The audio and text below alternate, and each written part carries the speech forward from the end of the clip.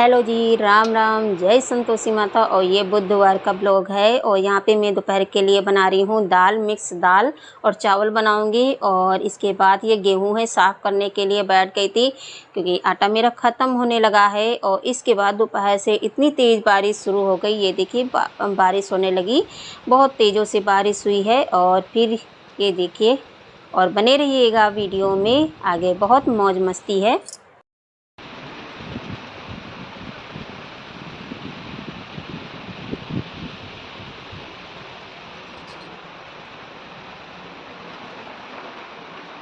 और दोपहर का टाइम है, 2:30 बजे हैं, बारिश होने लगी। कपड़ा पहन लो। और मशीन में कपड़े भी पड़े हैं।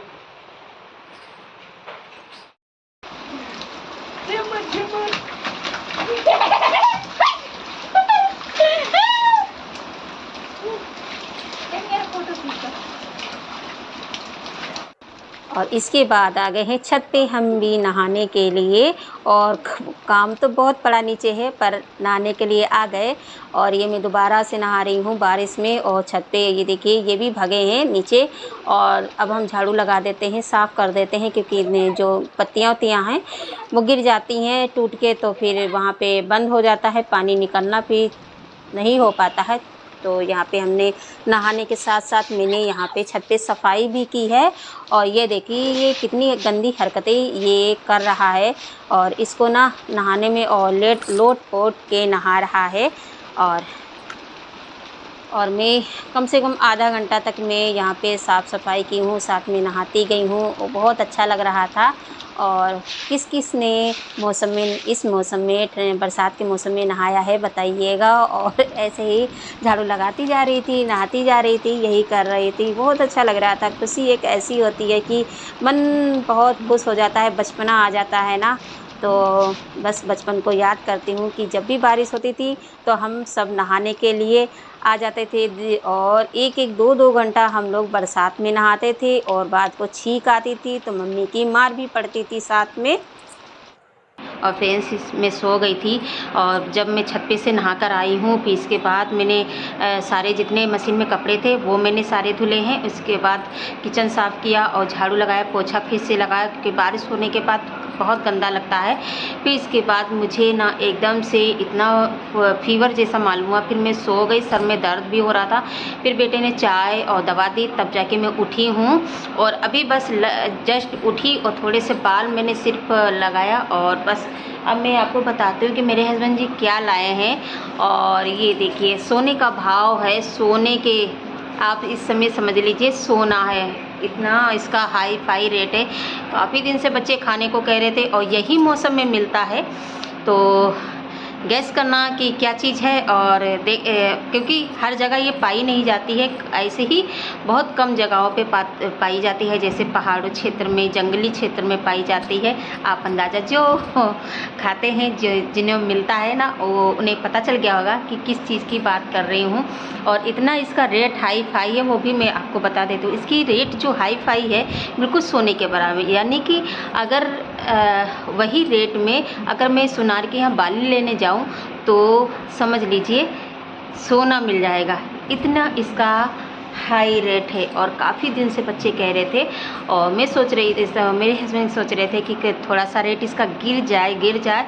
और तो शायद अभी तो मैंने पूछा नहीं कितने रेट का है, वो चले गए हैं देकर। तो सोचा चलो यहीं से स्टार्ट कर देते हैं। वो क्या है, चलो दिखाते हैं। इसकी सब्ज़ी ना बहुत अच्छी बनती है और बच्चे भी पसंद करते हैं, हमें भी बहुत ज़्यादा, हम मतलब सभी को पसंद। और ये ज़्यादातर आप यहाँ पे हमारे यहाँ जैसे पुआया है और मैलानी है, लखीमपुर है और सीतापुर है, शायद ये इन्हीं एरिया में ज़्यादातर मिलता है। और जहाँ पे ज़्यादा जंगल है वहीं पे मिलता है, और सब कहीं नहीं मिलता है। जैसे लखनऊ हो गया, हमारा शाहजहांपुर है, हमारे शाहजहांपुर में जो पास में है वो भी बहुत लोग मतलब जानते ही नहीं है कि ये क्या चीज़ है ना। तो बस जहाँ मिल जाता है वहीं पे लोग जानते हैं। तो चलो चलते हैं, ज़्यादा देर बात हो जाएगी तो फिर लंबा होगा वीडियो ना। तो चलो क्या है वो सब आपके, किसको धुलने में इसकी मिट्टी इतनी होती है। चलो, और इसका नाम है कटरुआ, हमारे यहाँ कटरुआ बोलते हैं इसको।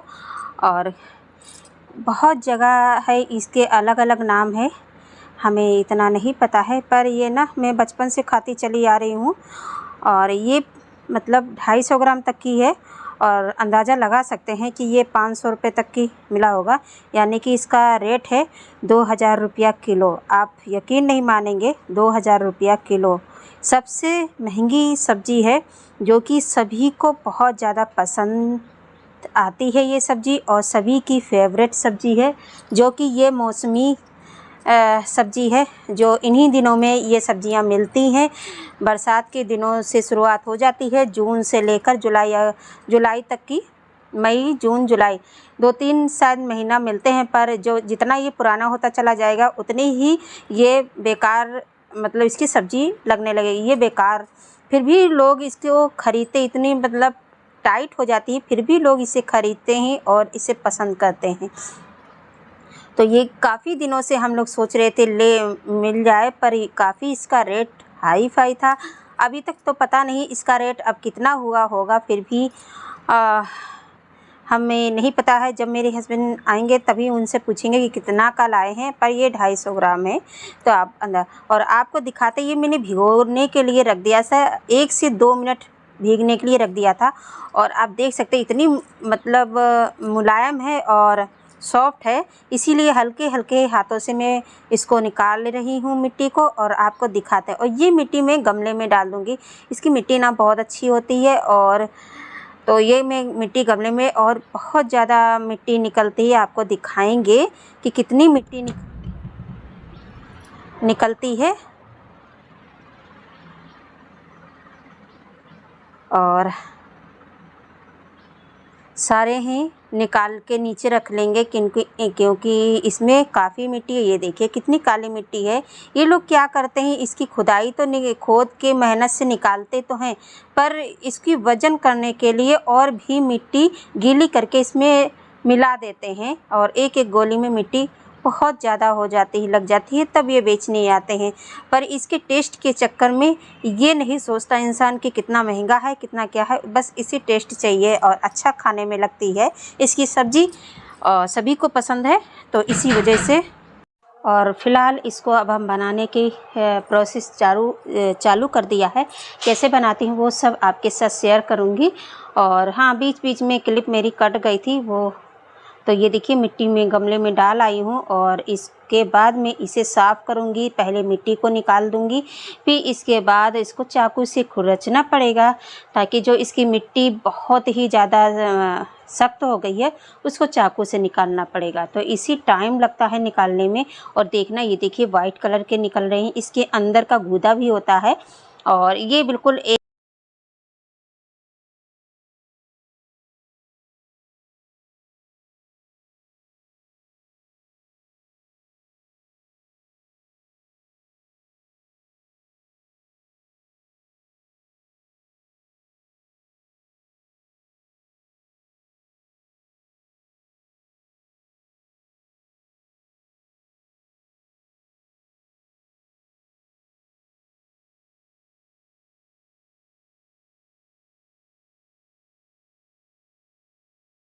में लोग लाते हैं दूर दूर से और बेचने के लिए, और लोग इन्हें ख़रीदते भी हैं, और इनको मौका भी मिल जाता है बेचने का, और महंगा बिकता है।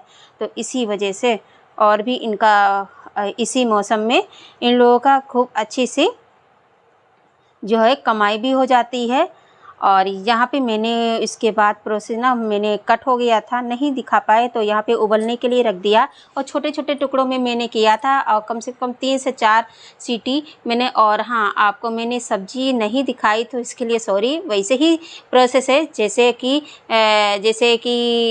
जैसे हम लोग आलू टमाटर बनाते हैं, बस उसी तरीके से छोंका लगाया जाता है, बस उसी तरीके से बनता है। और जैसा भी आप ग्रेवी बनाना चाहें, क्योंकि उस समय मेरे बेटे ने मोबाइल ले लिया था, उसको पढ़ाई करनी थी, इसी वजह से उसको दे दिया था। तो यहाँ पे अब हम बेसन की रोटी सेक लेते हैं। बहुत गीला आटा हो गया था एकदम से, तो थोड़ा सा बेसन का परथन लगा लेते हैं, या आटे का परथन लगा लें। इसी तरीके से मैं रोटी सेक लूँगी। और यहाँ पे चावल और सब्ज़ी बनके तैयार हो गई है। और काफ़ी बहुत ज़्यादा गर्मी हो रही थी, इसी वजह से जल्दी मैं कर रही हूँ कि जल्दी से बन जाए और सभी को हम दे दें, क्योंकि शाम को हम सारा काम निपटा के तभी सोती हूँ। और तो काम निपटाते 10 से सवा 10 या 10:30 बज जाता है। तो बस जल्दी करके और हम सारा काम निपटाते हैं। तो इधर सब्ज़ी बन रही है, तब तक इधर से रोटियां सेक के रख देंगे, तो ये है काम आसान हो जाएगा। तो बस यही है। और फ्रेंड्स, जो भी नया आता है तो प्लीज़ सब्सक्राइब कर लीजिएगा, बगल में बेल है उसको दबा दीजिए, सपोर्ट करना हमारे वीडियो चैनल को। और इसी तरीके से, और सच में बहुत परेशान रहती हूँ कि व्यूज़ के चक्कर में कि व्यूज़ नहीं आते हैं। तो चलो कोई बात नहीं, ये तो आगे पीछे बढ़ता ही रहता है। और परेशानी तो थोड़ी बहुत होती है कि जिस चीज़ में मेहनत करो उसका रिज़ल्ट नहीं अच्छा आता है तो मन तो उदास हो ही जाता है। तो इधर देखिए, इधर हम इसी तरीके से रोटी हल्की आंच में सेकेंगे। और ये बेसन की रोटी है ना, तो खाने में भी टेस्ट अच्छा आता है, पर जो चूल्हे की रोटी होती है ना, उसकी बात ही कुछ और होती है। तो मैं चूल्हा है ऊपर रखा है, बारिश भी होने लगती है, सो और एक दिन मैं चूल्हे पे बनाऊंगी, क्योंकि हमारा छोटा बेटा है, वो भी बहुत ही ज़्यादा परेशान करता रहता है कि चूल्हे पे रोटी बनाओ। और चूल्हे पे खाना बनाना तो है, टाइम तो है, पर धूप इतनी तेज़ होती है या गर्मी इतनी तेज़ होती है, तो वो आदत छूट गई है। मैंने चूल्हे पे बहुत खाना बनाया है, ऐसा नहीं है, चूल्हे पे खाना बनाया है। और जैसे कंडे हैं और लकड़ियों के, ऐसे इसी तरीके से मैंने बहुत ज़्यादा चूल्हा पे खाना बनाया है। मेरी आदत भी पड़ी है, पर अब थोड़ी बहुत आदत मेरी छूट रही है। तब तक ये यहाँ पे मेरी रोटियाँ सिक गई हैं, एक रह गई है तवे पर, वो भी सेक लेंगे। और काउंटर हम साफ़ कर लेते हैं। और ये देखिए, कुछ इस तरीके से सब्ज़ी बनी है। तो बताइएगा फ्रेंड्स, किस किस ने ये सब्ज़ी खाई है।